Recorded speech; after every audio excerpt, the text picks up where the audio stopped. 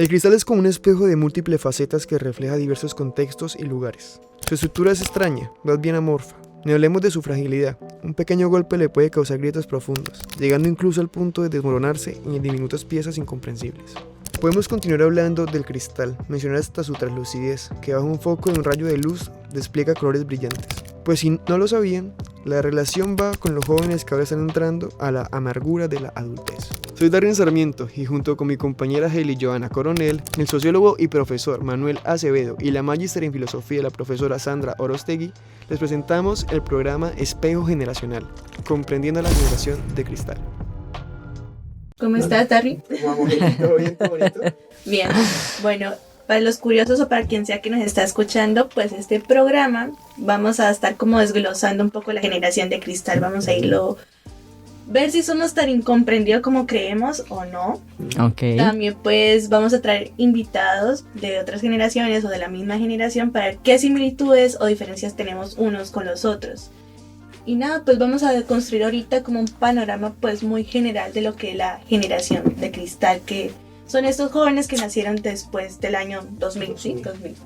Yo Sí. curiosamente, históricamente, pues nací en el año 2000, que es en el año en que inicia la generación de cristal. Profe Manuel, ¿usted de qué año es? 1963. Vendría siendo la generación de...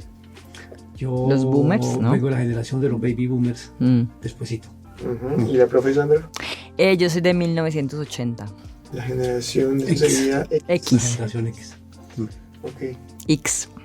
Esas generaciones no saben si tenían como otro nombre. Por ejemplo, nosotros nos dicen la generación de cristal y somos la generación Z.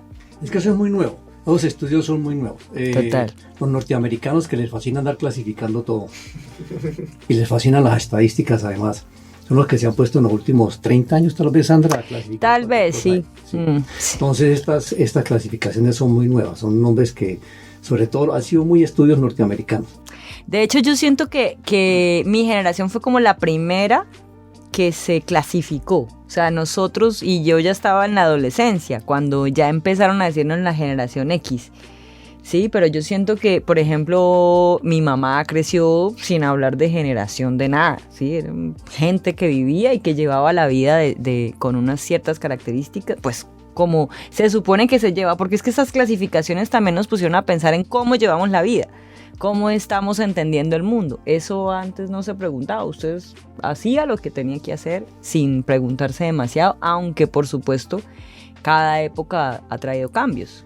Y tiene dos partes, ¿no? Una cosa es los estudios generacionales hechos por universidades serias. Hay estudios muy serios de la Correcto. Universidad de Barcelona, de la Universidad de Harvard, de otros tanques de pensamiento muy serios. Y otra cosa es la manera deforme como se universaliza a través de las redes. Es correcto. Es que, por ejemplo, cuando la filósofa Montserrat Nebrera propuso el concepto de generación de cristal, que entre los anglosajones se reprodujo como generación copo de nieve, ella nunca dijo que todos los jóvenes del mundo fueran así. Además, sí. Ella además de eso tiene clarísimo el concepto de identidades plurales, de que es un grupo de jóvenes el que responde a esa clasificación, pero que los jóvenes de Pakistán no funcionan igual que los jóvenes de Estados Unidos. Entonces ahí también hay una mala universalización del conocimiento. Ya que mencionas a la filósofa Montserrat, me da curiosidad ella porque ella define la generación de cristal y ella dice, bueno, esta generación es frágil ante las críticas, se frustra mucho, es una generación insegura también, y eso se debe porque nuestra generación, o sea, nuestros papás, de una forma crecieron en una carencia, entonces de una forma nos sobreprotegieron, nos dieron todos esos privilegios y por eso nos volvimos seguros. Pero ustedes, ¿qué entienden de generación de cristal? Pues el problema es que yo no creo mucho. Sí, yo tampoco. ¿Por qué? ¿Por qué ¿Por no qué creen no? cristal? O sea, yo no creo en eso en el sentido de que con eso se pueda analizar o universalizar o uniformar a una generación planetaria, ¿no? Ni siquiera continental, ni siquiera nacional. Entonces yo creo que son buenos estudios antropológicos, sociológicos, inclusive son semiológicos también, en donde se identifica un grupo de personas para entenderlo mejor. Ahora hay otra cosa que yo también pensaba, y es que la cosa ha venido cambiando. En las primeras clasificaciones, Sandra, que hicieron, la cuestión no funcionaba, porque es que el mundo no era globalizado. Exacto. Entonces, pero después de 1990-2000, el concepto de generación de cristal o copo de nieve de pronto ya es un poquito más universal, porque muchas cosas se han globalizado y entonces, por ejemplo, lo que decía por ahí alguien con cierto humor, los chinos de ahora son mancos.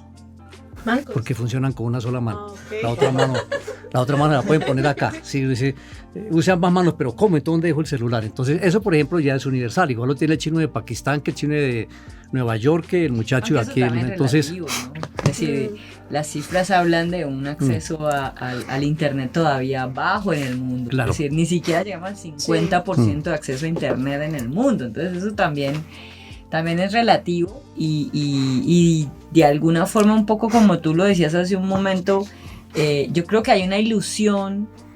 Hay una ilusión en medio de creer que nos conocemos a todos los seres humanos del planeta y en realidad nos conocemos los seres humanos que tenemos acceso a internet y que tenemos acceso a celulares de alta gama y que tenemos acceso tenemos tiempo para dedicarle a eso, ¿sí?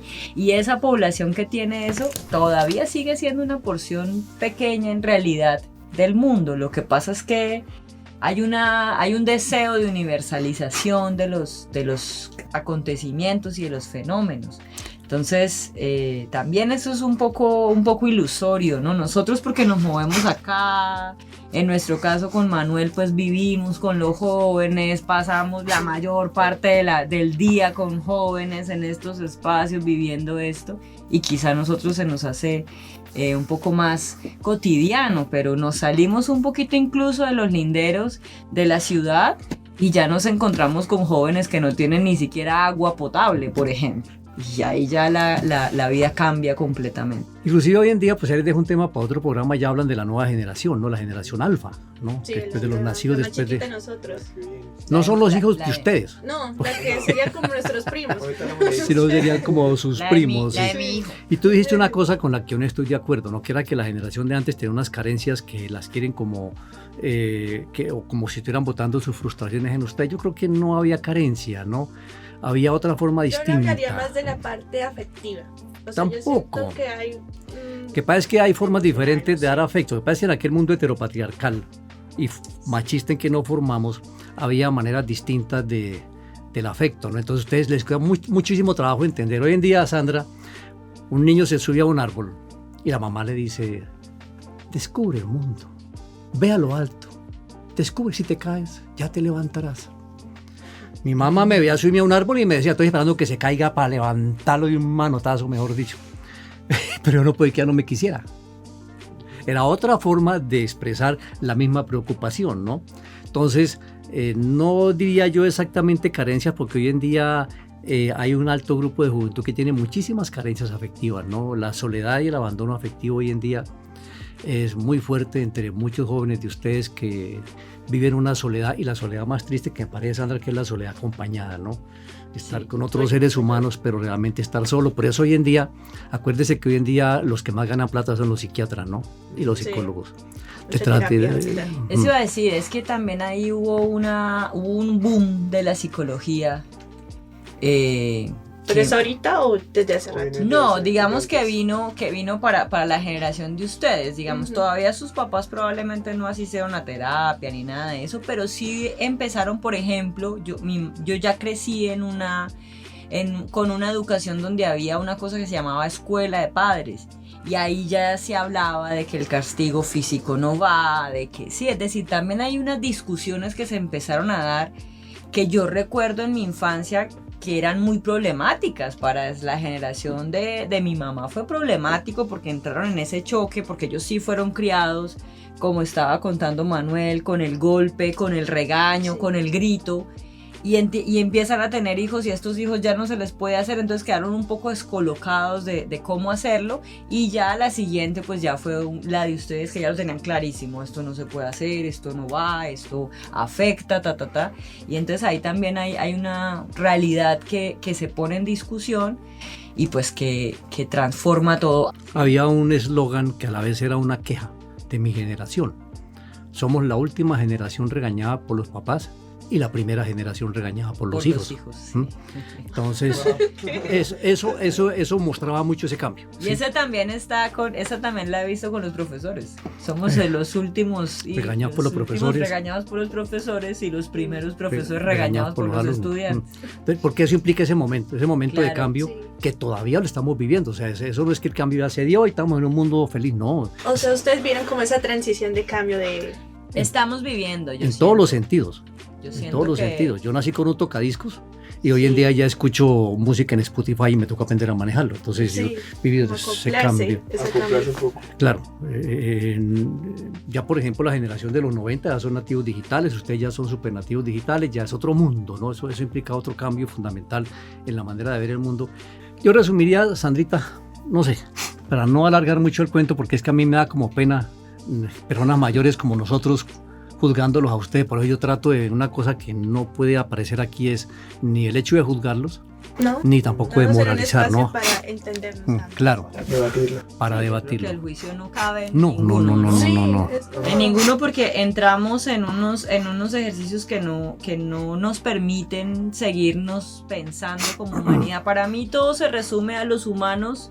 Somos unos seres que estamos en constante pregunta de qué se puede hacer, para dónde vamos, qué hacemos, cómo hacerlo, ¿sí? A diferencia de otros animales donde, decirlo, las mamás, no sé, perras, gatas, no están diciéndose ¿cómo crío? ¿Sí? Eso no está. Nosotros en cambio somos los animales que sí, gracias a nuestro fantástico cerebro, estamos en esas preguntas constantes y las respuestas pues no están dadas, ni se van a dar, porque todo produce nuevas cosas, ¿no? Entonces, por ejemplo, entramos en un espacio de libertad amplia, y yo siento que estamos tocando la distopía de la libertad, ¿no? Y estamos llegando ahí. Entonces, ¿ahí qué va a pasar cuando toquemos quizá ese extremo? No sé para dónde vayamos, y ahí estamos como en esa pregunta constante. Sí. El profe Manuel habla de un tema, y es que son de esas luchas que lleva cada país y que han llevado muchos jóvenes. En el último año y medio hablamos de que Chile, Colombia, Ecuador han llevado muchas protestas sociales, y la mayoría son ciudadanos entre los 18 y 30 años, por englobar más o menos un rango de edad. Tenía un rol importante en los cambios de cada país. Sin embargo, hay un común denominador, y es el factor generacional que ha acompañado las herramientas y los códigos de comunicación habituales entre los jóvenes. Por ejemplo, el uso de las redes sociales. Si hablamos en épocas de paro en Colombia, los jóvenes, los que salimos a marchar, que en su mayoría éramos jóvenes, nos pronunciamos mucho por redes sociales, no sé, un tweet, una historia, sienten que esta voz se quedó simplemente en redes sociales o se vio reflejado en las calles. Complicado. Porque indudablemente las redes sociales tuvieron una profunda influencia. Sí. La convocatoria era a través de redes sociales. Ustedes salían a la calle después de que mandaban millones de tweets o Un millones mensaje de en un grupo, mensajes sí. en Facebook Sí, o cosas movido. así. Sí, movidos. O sea, las redes sociales sí mueven, claro que sí, mueven multitudes y de qué manera. Pero la segunda parte de la pregunta es la que es complicada. ¿Se quedó en las redes sociales o llegó a algún efecto de cambio? Yo no sé, porque lo que uno ve es que en buena parte se quedó en las redes sociales, que es el peligro de la protesta virtual cibernética, ¿no? Entonces aquí podemos protestar duro, pero finalmente eso no tiene ningún efecto porque se queda aquí en unos mensajes de Facebook, en unos mensajes de Twitter, que se queda ahí. Porque si uno mira la realidad, yo siento que la realidad reaccionó al contrario. Después de las protestas de ustedes, en que yo puedo decir también honradamente que participé, muchos viejos también estuvimos presentes, pero al lado de eso, yo siento, no sé Sandra que diga, pero que el mundo como que más bien se fue, como que la reacción fue al contrario, porque es que uno ve que después de las protestas de ustedes es la derecha la que está cogiendo terreno, y no la derecha, digamos una derecha liberal humanista, sino una derecha radical, ultra radical. Entonces uno ve que Colombia ganó un presidente de izquierda, pero cada vez toma más fuerza la derecha y tenemos mucho peligro de terminar gobernados por fanáticos religiosos, por personas que no tienen ningún espíritu de tolerancia ni de convivencia, y mucho menos de cambio profundo, ¿no?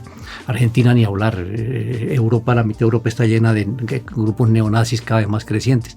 Entonces yo siento que la reacción me da la impresión de que fue contraria a lo que ustedes esperaban en las protestas. No sé qué diga Sandra. Sí, lo que pasa es que, digamos, como de percepciones, ¿no? Sí. Yo lo veo incluso más hondo eso. Y eso es, yo creo que es como su gran desafío. ¿Sí?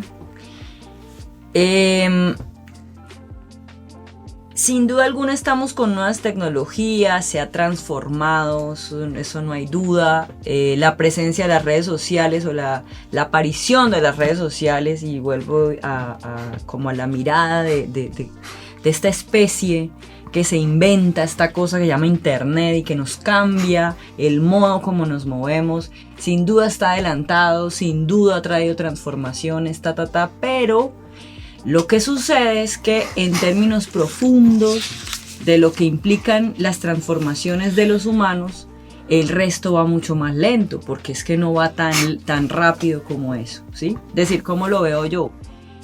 Uno de los cambios importantes que trajo este modo de moverse es que sobre todo ustedes, más que nosotros los mayores, se mueven en la inmediatez, y para ustedes la inmediatez es una realidad, ¿sí? Es decir, el mundo es inmediato, ¿sí? Y lo veo ya con mi hijo, para él no sé, no se imagina esperar por un programa de televisión, por ejemplo, eso ni siquiera cabe en su mundo. Entonces, para ustedes la inmediatez es la realidad, es cómo se mueve la realidad, ¿sí? Pero desde mi perspectiva, y un poco de acuerdo con lo que está planteando Manuel, desde mi perspectiva, los procesos humanos no son inmediatos.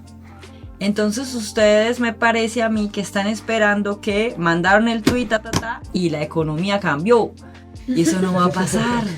Porque resulta que los movimientos y las realidades, por lo menos como hasta ahora las llevamos, yo no estoy diciendo que eso no pueda ser así. Es decir, yo no sé si en el 2083 digan cambio de economía y algo pase, no tengo ni idea.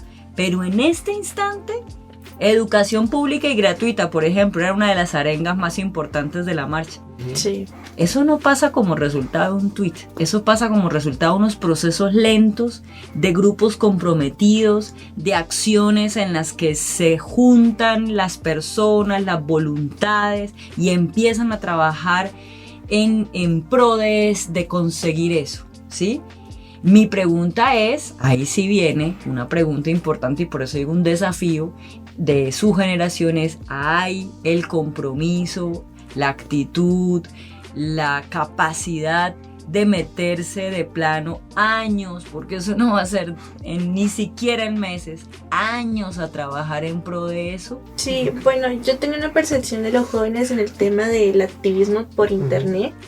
Sí, respondemos mucho a lo inmediato, o sea, es como que de una vamos a las calles y a veces se nos olvida lo detrás que hay, por ejemplo, salir en un paro. A veces salían muchos jóvenes y no sabían el por qué salían por ese furor de participar y ya. Pero también siento que ese ciberactivismo que hay en las redes ayuda también, una forma de, no sé, como entender lo que está pasando, ya sea en mi propio país o en otros países. Y lo pongo en ejemplo un poco con la marea verde. Por ejemplo, cuando fue la despenalización de Argentina del aborto, creo que ahí yo como personalmente comencé a entender un poco cómo era el proceso de despenalizar el aborto y también lo que nos faltaba aquí en Colombia. Entonces decía, pues sí, nos falta movernos, pero también siento que ese movernos en red poco a poco nos está haciendo entender la percepción tanto de mi país y de otros países. Uh-huh. Y cómo pues tengo que moverme o no moverme, así creo que sería el tema, no sé qué dice Tarly. Sí, para seguir hablando del tema de conciencia familiar, antes hablamos de hijos, el profe Manuel mencionó algo de hijos, dijimos que vamos a hablar más adelante de esto. Es que hay un factor común en la generación de cristal y es el no querer ser padres. Por alguna extraña razón, nadie de nuestra generación quiere ser padres, básicamente por no querer repetir otras generaciones, estos estereotipos que de pronto nos marcaron, pero que también están muy moldeados por el rol del papel económico de ese entonces. Profe Manuel, antes las generaciones eran de tener, no sé, 10, 11 hijos. ¿Por qué cree que se va esto? ¿Por qué me pregunta a mí siempre de primero? No, mentira. Te de frente y por eso te pregunto. No, pero bueno. el patriarcado. Es que, Sí. a ver, hay inclusive una explicación demogeográfica, no demogeográfica, que lo encuentra uno muy claro en novelas como La Oculta, de Abad Faciolince y todo eso, como en Manuel, en todas las novelas, que es la necesidad de poblar el mundo. Hubo un momento en que todas estas generaciones tenían de a 10, 12 hijos por dos razones. Primero, porque había mucha tierra y había mucho deseo de había mucha colonización. Entonces, tener 12 hijos era armar fuerza de trabajo. Y segundo, porque muchos hijos se morían. Porque de 12 hijos sobrevivían 7, ¿sí? Entonces también habían, como pasa con los animalitos en la naturaleza. Bueno, un curí y tiene un montón de también- animalitos y...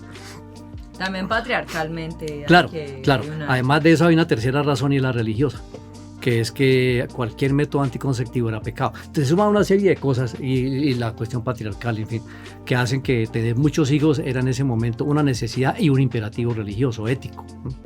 Eso fue cambiando porque pasamos de una generación de éticas duras, por un lado, a una generación de éticas blandas. Muchos de ustedes posiblemente sigan siendo católicos, pero ya no van a misa cada 8 días y ya no llegan vírgenes al matrimonio, como manda la religión todavía, porque pasamos a una época de éticas blandas, en donde siguen imperando esos principios de nacionalismo, de religión, pero ya no son obedecidos de la manera como hacía la gente antes. Entonces eso ha influido mucho. Y segundo, pues obviamente lo que Sandra va a comentar, que es más experto que yo, que es la cuestión económica y cultural, que ha pesado mucho en el hecho de que ustedes finalmente no quieran. Inclusive hay una cuestión ecológica, ¿no? Yo escuchaba a muchachos decir: yo no quiero tener hijos porque no quiero someterlos a la escasez de alimentos, al calor y al desastre climático que se viene, ¿no? Pero bueno, no sé, Sandra ahí, que es más experta que yo.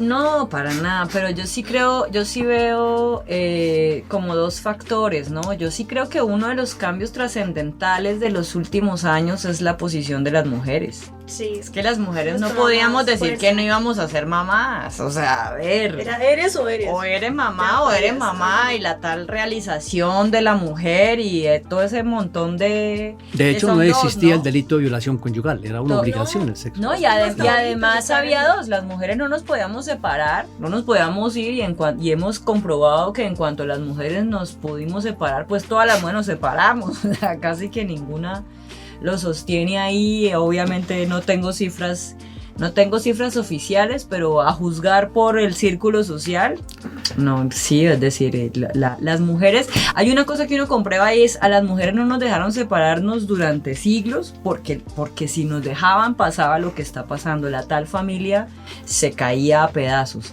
Y segundo, pues no podíamos decir que no íbamos a tener hijos, eso era imposible de decir, así las mujeres no quisieran y así las mujeres hayan abortado toda la historia porque no quieren tener hijos. Entonces yo creo que esa es una transformación fundamental desde esa perspectiva. Y hay otra que efectivamente tú estabas mencionando, y es, hay una visión, ahorita hay la sensación. Yo siento que es la sensación de las generaciones más jóvenes, que se sienten pobres, ¿no? Entonces se sienten pobres, casi no les alcanza la Es difícil plata, sacar una casa. vivimos difícil, bla, bla, bla, pero es mentira. Siéntense a hablar con los abuelos y ellos, a ver, o sea, tenían a los 12 chinos en una casita de nada, o sea, eso es mentira. Ellos no tenían grandes mansiones, ni carros, ni nada. Lo que pasa es que la percepción cultural, ¿sí?, de la economía ha cambiado. Entonces, en este momento, tener dinero es tener carro, tener casa, poderse gastar 500,000 pesos el fin de semana en rumba, salir a comer en restaurantes costosos, ir a cine, todo eso hace parte de la vida que queremos tener. Sí, yo no le estoy diciendo con mala vibra, esa es la manera como queremos vivir. Con envidia. Nuestros abuelos, claro, o sea, yo incluso lo veo con mi mamá. Para mí es importante ir a cine al menos una vez a la semana, Sí. es importante ir a comer rico al menos una vez a la semana, es importante sacar a mi hijo a tal lado, cuando para mi mamá nada de eso tiene Sí. no hay ninguna necesidad personal, así que Es que nos guiamos por los placeres, yo siento que... Pero venga, yo apenas salga de aquí voy a llamar a mi esposa a preguntarle por qué sigue viviendo conmigo todavía. Muy buena pregunta, sí. Acá Analizar, sí. Me parece Decir, increíble ¿por- que nunca la hayas preguntado. decirle por qué estamos juntos todavía? Pero si hay una cosa, de Ay, todas tú ibas a maneras, decir algo, que qué pena. tal vez sea como Ya, esos pero desafíos todos. que vienen para ustedes y para los niños que están. Pienso en mi hijo, por supuesto, que es como los siguientes a usted. Y es bueno, ¿y cómo van a pensarse el mundo, mis amores? El mundo humano, ¿no? O sea, estamos claros que si los humanos nos acabamos, no le van al planeta, en el universo, ¿no? Eso tengámoslo clarísimo. Pero pues no sé cómo lo están pensando. ¿Qué van a pensar de ahí? Esos son como los desafíos que ustedes tienen que pensarse, porque Sí, listo, pero no el queremos futuro. tener hijos. Bien, sí, tengan gatos, pero o sea, cada cual lleva la vida como quiera, ojalá lo pueda hacer así. Como que hay- Fracasadamente, por temas de tiempo y demás, nos toca cortar. Porque sé que Cortemos. ustedes tienen compromisos, nosotros también. Ah, Sí, pero insistimos, este es el primer capítulo hasta ahora. El siguiente capítulo Estuvo vamos malísimo. a hablar Un de- segundito, perdóneme que lo interrumpa, yo quiero terminar con un segundito. Si yo hablo de generación de cristal, yo tengo una cosa muy clara, es porque es una generación mucho más sensible, pero sensible fundamentalmente al respeto a los derechos humanos, Claro. al respeto a la naturaleza y a la capacidad de convivencia y de diversidad. Yo en ustedes encuentro una enorme esperanza de que esto puede tener un futuro mucho mejor. Claro que sí. sí, Listo. bueno, Y yo creo que esas sensibilidades han mostrado que lo hemos ido haciendo bien, de hecho. O Exactamente. sea que vamos bien. Sí. Sí, hay que evitar, por supuesto, la fragilidad en términos de que ojalá no caigamos como en esas frustraciones excesivas, porque Sí. también dice que se Claro. frustran, pues todos nos frustramos, a ver. O sea, Sí, Pero- bueno, yo para cerrar quería decir que, bueno, iba a tocar el tema de los placeres. Nosotros nos quedamos, creo que un poco más por el tema de los placeres. No estamos como pensando tanto en, voy a tener un hijo, no, sino quiero disfrutar mi momento, el momento. Y no pienso tanto en el futuro, tipo una pensión, una casa, sino lo que vaya transcurriendo. ¿mm? Aunque creo que a veces cuando uno entra ya a los 20, 21 dice, bueno, sí es importante la casa en el futuro. Ajá, Sí es cotizar pensión y importante. demás. Sí, sí es importante. Mm, Pero sí, luego vamos como a ir Desglosando. profundizando más temas. ujú. Falta mucho, por ejemplo, el de la cultura de cringe, que suena ahorita tema mucho en siguiente. nosotros. Ujú. Todo nos da cringe. Y Ajá. eso puede que nos cohibe de cosas, de explorarnos más. Es todo un marco teórico y conceptual. Sí, Ajá. es muy amplio. Así que insistimos, este fue el primer capítulo hasta ahora de nuestro primer programa de Espejo Generacional comprendiendo la generación de cristal. Yo soy Darren Sarmiento Hey, coronel. y esto fue Espejo Y Generacional. yo preparé la clase muy juicioso. Eso, muchas gracias. Gracias. Muchas gracias.